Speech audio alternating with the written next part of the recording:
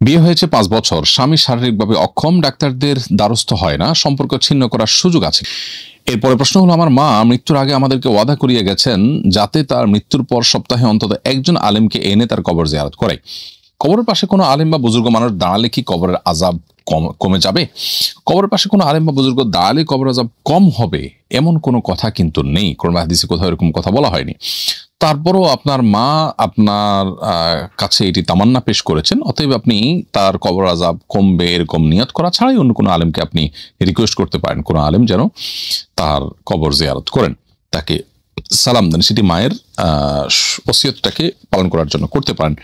বাকি এই বিশ্বাস রাখার কোনো কারণ নাই যে কোনো আলেম বা কোনো নেককার মানুষ কবরের পাশে গিয়ে দোয়া করলেই কবর আযাব কমে যাবে। সন্দেহাতীতভাবে একজন নেককার মানুষ তিনি জিয়ারত করলেন, জিয়ারত পরে যদি কিবলামুখী হয়ে মুর্দার জন্য দোয়া করেন, তো সেই দোয়া তার উপকারে আসতে পারে, সেটা জিয়ারত না করে দূর থেকে করলেও আসতে পারে, এবং সেই চেষ্টা আপনি এমনিতেই করতে পারেন। বিয়ে হয়েছে ৫ বছর, স্বামী শারীরিকভাবে অক্ষম, ডাক্তারদের দ্বারস্থ হয় না, সম্পর্ক ছিন্ন করার সুযোগ আছে কিনা? উত্তর হলো যে তালাক প্রদানের অধিকার যদি দেয়া থাকে সেক্ষেত্রে আপনি সকল রাস্তা বন্ধ হয়ে গেলে সেই অধিকার প্রয়োগ করতে পারেন, অর্থাৎ অর্পিত তালাক যেটাকে বলা হয়। কাবিননামার যে ১৬ নম্বর বা ১৭ নম্বর যে কলাম আছে সেটার আলোকে একজন স্ত্রী তিনি তার ন্যায্য অধিকার থেকে যদি বঞ্চিত হতেই থাকেন তাহলে সেক্ষেত্রে তিনি এই অর্পিত তালাক প্রয়োগ করে নিজের সম্পর্ক স্বামীর সাথে বিচ্ছিন্ন করতে পারেন। এই তালাকের ক্ষমতা আপনি প্রয়োগ করতে পারেন যদি আপনার সমস্ত রাস্তাগুলো বন্ধ হয়ে যায়। যেমন স্বামী যদি এতটাই অপারগ যে আসলে আপনার মিনিমাম চাহিদার পূরণ করতে পারেন না এবং আপনি নিজে গুনাহে লিপ্ত হয়ে যাওয়ার আশঙ্কা করছেন বা আপনি নিজে ক্ষতিগ্রস্ত হচ্ছেন, সেরকম একটা আপনার মনে হয়।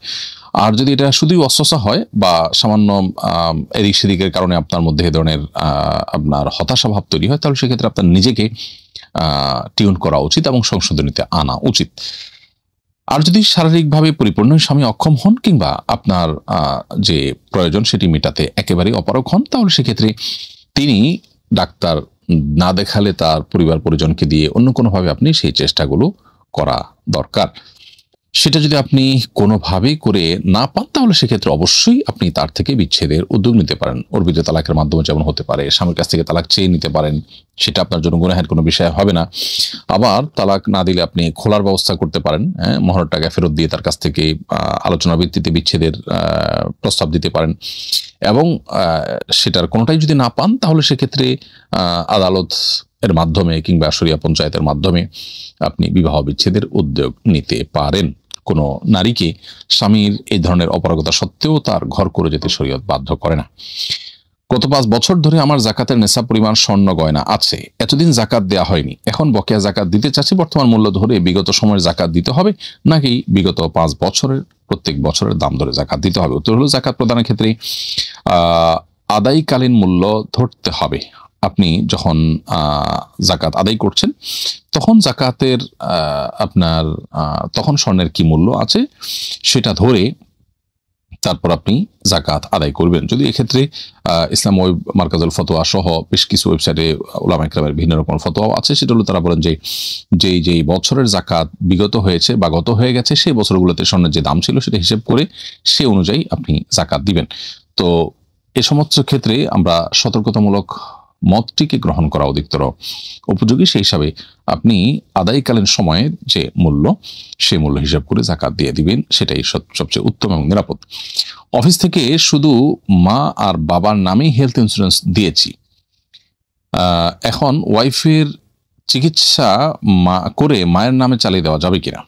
আপনার অফিস থেকে আপনার মা এবং বাবার নামে হেলথ ইন্স্যুরেন্সের সুযোগ করে দিয়েছে বা অফিস সে ব্যবস্থা করেছে, আপনার স্ত্রীর নামে হেলথ ইন্স্যুরেন্স হয়নি। তো এখন মায়ের নাম ব্যবহার করে স্ত্রীকে ডাক্তার যদি দেখান সেটা তো প্রতারণা হবে।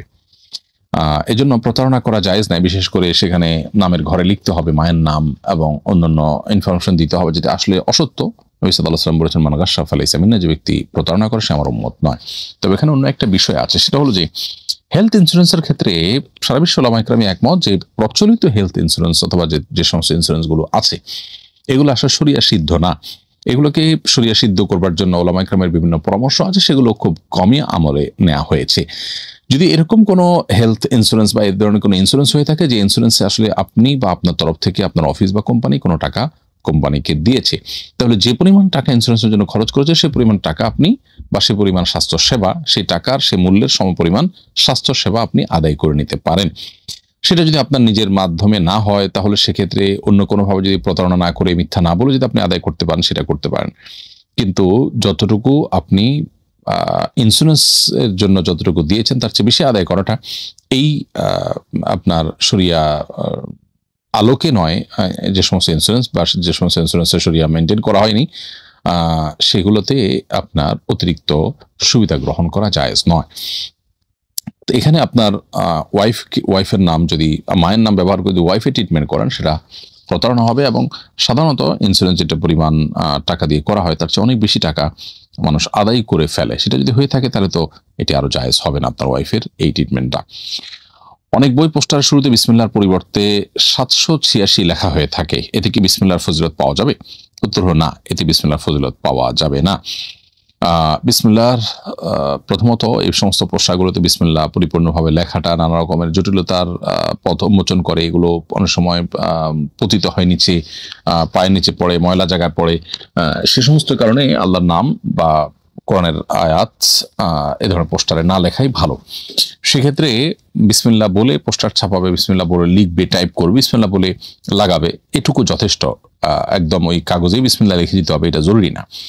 আর যদি সেই পোস্টার নষ্ট হওয়ার মতো আশঙ্কা না থাকে তাহলে বিসমিল্লাহ সরাসরি লিখবে, অথবা পুরোটা না হলে শুধু বিসমিল্লাহ লিখবে, একই কথা। কিন্তু কোনো অবস্থাতে এই আবজাদি বা গাণিতিক যে সাংকেতিক যে বিসমিল্লাহ 786 বিসমিল্লাহির রহমানির রহিমের পুরাটার যে আপনার আবজাদি বা গাণিতিক হিসাব 786 হয়, অক্ষরের যে মান সেটা যোগ্য ফল হিসাব করলে সেটা লিখলে আসলে বিসমিল্লাহর লেখার যে সওয়াব বা গুরুত্ব সেটা কোনোভাবে আদায় হবে না, বরং এটাকে অ্যাভয়েড করা উচিত।